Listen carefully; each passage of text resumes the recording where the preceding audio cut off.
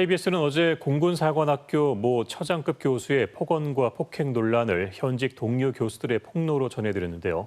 오늘 뉴스7 무슨 일 이슈에서는 공사 교수들이 피해 사실을 숨겨야만 했던 군 조직의 폐쇄성에 대해 집중 보도합니다. 송국회 기자입니다.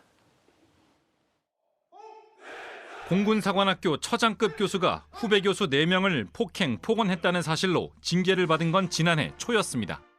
2년 전 의혹이 불거지고 모 피해 교수와 상담한 병영생활 상담관의 신고로 감찰 조사까지 1년 가까이 걸렸습니다.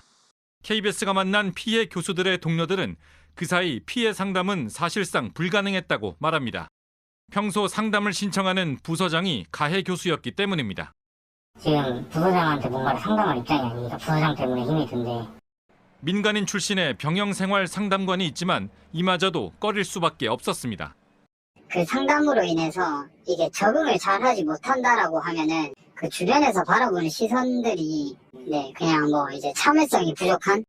군 조직 특성상 동료들이 대신 피해 신고에 나서는 것도 더 힘들었습니다. 그 신고를 한 입장에서 이제 내부 고발자라는 눈초리를 받으니까 좀 참지 그랬냐. 결국 참는 것이 미덕이 된 군 조직의 경직성이 피해 상황을 더욱 악화시켰습니다. 인사 자력에 남아서 불이익으로 이어질 수도 있다라는 이 고충 제기자나 피해자들의 두려움이 일단 깔려 있는.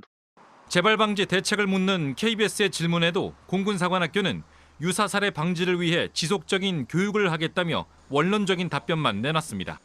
KBS 뉴스 송국회입니다. 네, 이 사건 취재해온 사회팀 송국회 기자와 무슨 일 이슈에서 좀 더 자세히 짚어보겠습니다. 자, 송 기자, 2년 전 사건이 왜 다시 불거진 겁니까? 먼저 KBS를 찾은 공군사관학교의 교수의 이 이야기부터 한번 좀 들어보시죠.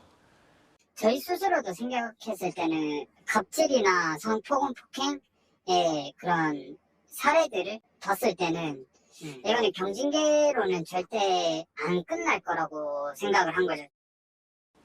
네, 방금 들으신 내용대로 2년 전부터 1년 가까이 이 모 교수의 폭행과 폭언이 있었고, 이 감찰 조사는 감봉 1개월의 경징계, 그러니까 군 조직이 아닌 일반 직장에서 벌어진 일이라면 형사 처벌 대상까지 될 수 있는 건데 이 처분 결과가 너무 약하다는 겁니다. 물론 피해 교수들이 별도로 형사 처벌을 원하지 않았다는 게 공군사관학교 측의 입장입니다. 하지만 다른 이유가 또 있습니다. 이 과거에 생도 폭행 논란에 섰던 또 다른 가해 교수가 다시 강단에 선 모습을 보고 더 이상 지켜볼 수만은 없었다는 생각, 바로 이 KBS가 직접 만난 동료 교수들이 한 겁니다. 네, 이번 사건 말고도 최근 몇 년 사이 공군사관학교 폭행 논란 더 있었죠? 맞습니다. 지역 언론과 통신에서 몇 차례 보도되기도 했는데요. 이 4년 전 필기 시험장에서 이 감독관으로 참여한 생도를 교수가 폭행했고, 그리고 헌병대 수사까지 받았습니다. 이번 사건 발생과 같은 해였던 2년 전 비행 실습 교육을 하던 모 교수가 학생 조종사를 폭행했다는 사실도 드러났는데요. 이 사건이 뒤늦게 알려지자 공군 측은 공식 입장까지 냈습니다. 이 폭언과 폭행 혐의가 확인됐고 감찰 조사를 벌인 결과 다른 교수들에게도 유사한 혐의가 포착돼 수사하고 있다는 내용이었습니다. 그렇군요.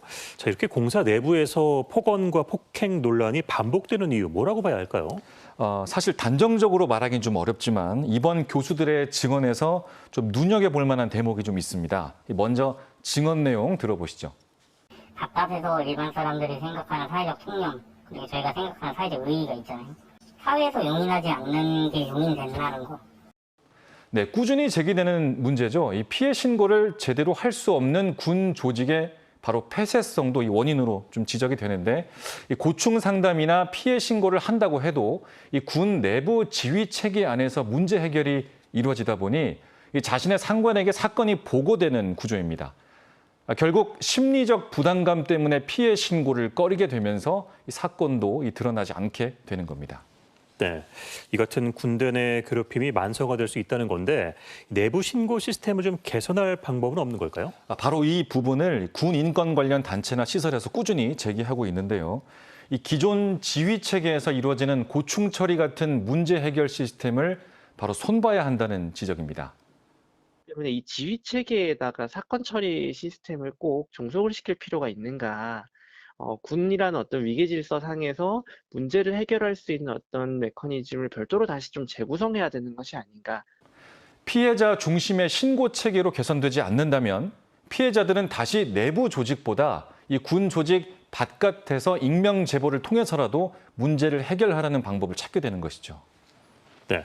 자, 그럼 이번 사건과 관련해서 공군사관학교 측이 뭐 재발 방지 대책 등 어떤 입장을 내놓은 게 있나요?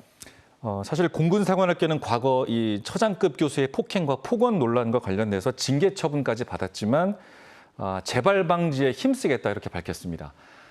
먼저 규정에 따라서 해당 가해 교수를 엄중히 처벌했다는 입장을 전했고요. 또 유사 사례 재발 방지를 위한 교육을 지속적으로 실시하겠다 이렇게 밝혔습니다. 그러면서 폭언과 폭행 등의 일이 생기지 않도록 하겠다고도 했는데 하지만 이 신고 시스템 같은 구체적인 개선책에 대해서는 어떠한 언급도 없었습니다. 이 과거 공사 교수가 학생 조종사를 폭행해 논란을 빚었을 때도 이 법과 규정에 의거해서 엄정 조치하겠다는 입장을 밝히기도 했는데요. 근본적인 대책 마련에는 여전히 소극적이라는 지적이 꾸준히 나오고 있습니다. 네, 앞으로 어떤 실질적인 변화가 있을지 지켜봐야겠습니다. 자, 지금까지 사회팀 송국회 기자였습니다. 오늘 고맙습니다.